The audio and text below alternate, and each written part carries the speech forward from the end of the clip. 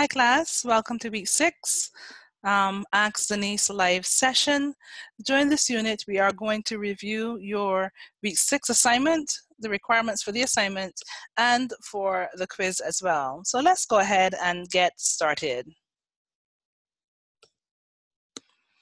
So your quiz. For your quiz, you are going to, the purpose of the quiz will test your knowledge of the key terms and concepts and required readings for week 6. The week 6 quiz consists of 10 true-false, multiple choice, and an essay question. You will want to select the most correct answer to each question unless a specific question instructs you to do otherwise. The quiz must be taken the first time it is launched and open. It cannot be saved and resumed later. So you want to allow yourself at least 2 hours of undisturbed time so you can answer all the questions contained in the quiz assignment. Unanswered questions are counted as incorrect answers. Now, during the quiz, you'll want to have an idea of what it means to streamline issues in mediation arbitration. And you'll find that issues can be streamlined during the mediation and in the pre-hearing stage of arbitration. So when you think of your quiz, just remember issues can be streamlined during mediation and in the pre-hearing stage of arbitration. Understand that mediation arbitration does not give the parties an objective evaluation of the case, more than evaluation, but it is more than an evaluation, as in any, but a resolution. Because the arbitration follows the mediation, if the parties are unable to resolve their own dispute, the parties need to be ready to arbitrate before the mediation begins. So understand that this is before. So because arbitration normally follows mediation, if the parties are unable to resolve their own dispute, the parties need to be ready to arbitrate before the mediation begins. So as such, mediation arbitration is generally held before discovery has been completed. The mediation is better suited to questions of fact, and the arbitration is better suited to issues of law.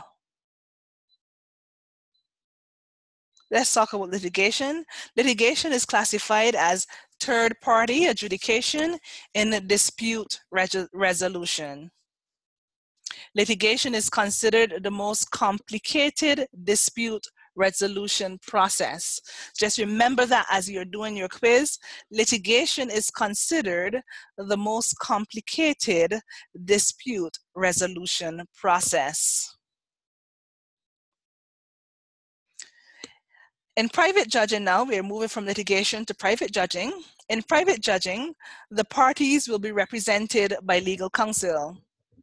The outcome there is based more on the law rather than the needs and interests of the parties. So in prejudging, the outcome is based on the law rather than on the needs and interests of the parties. In the quiz, you also have an essay question. The essay question should be at least 300 words. The essay question is asking you that you identify 3 ways an ADR can assist disputing parties resolve conflicts and explain why. That's a paragraph by itself. It may be 2, depending on how you write. The second part, your next paragraph, you want to explain the role of the mediator in the ADR process and how can an employer use the mediator to resolve conflicts amicably. So what is the role of the mediator? What can the mediator do? What are some of the steps the mediator can take to make sure that a resolution to a conflict is resolved amicably?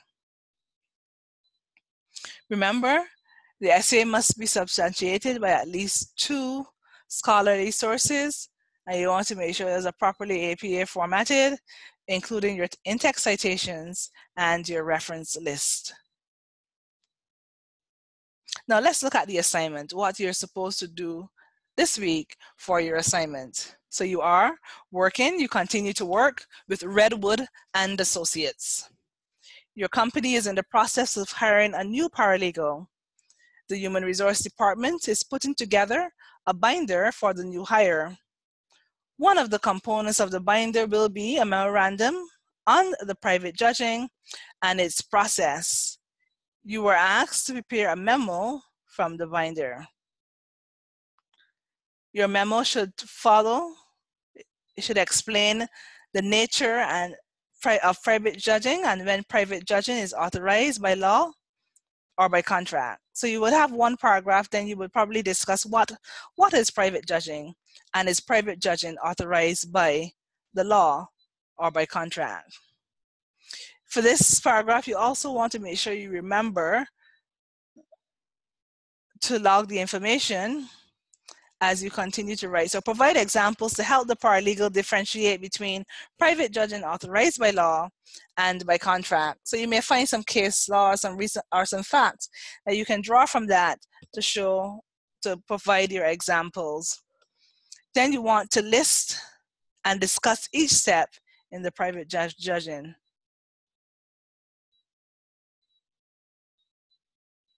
Describe the benefits of private judging with examples of when it is best to choose private judging as an alternative to dispute resolution process.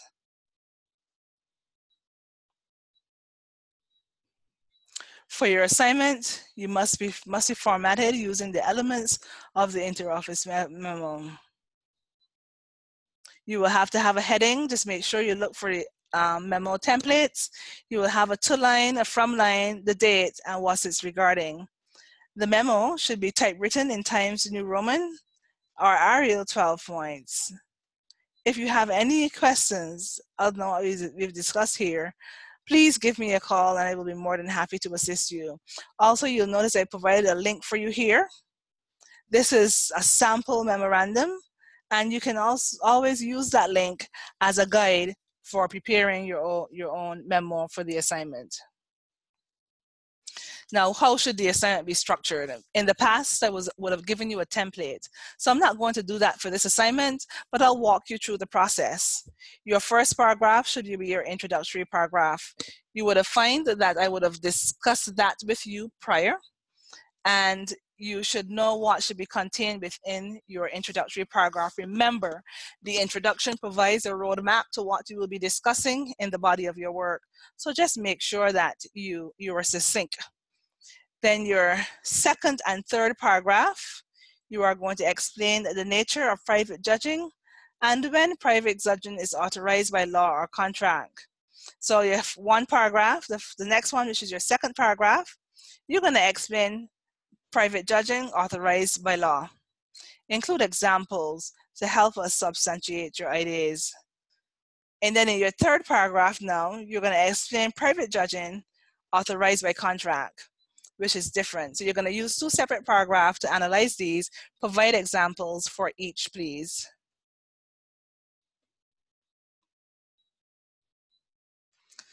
Your 4th and 5th paragraphs, you're going to list and discuss each step in the private judging. Remember, your paragraph should only be about 5 to 6 sentences. So you would move on to another paragraph to discuss each step in the private judging process.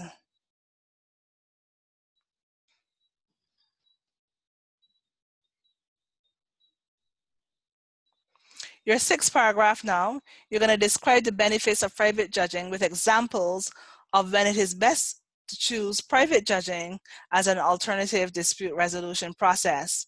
So you're going to describe the benefits of private judging and include examples of when to choose private judging as an ADR alternative.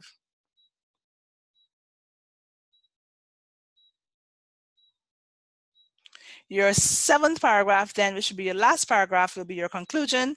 Your conclusion is a summary of what you've discussed in the body of your work. You're not introducing any new ideas. Just make sure you always have your introductory paragraph and your conclusion.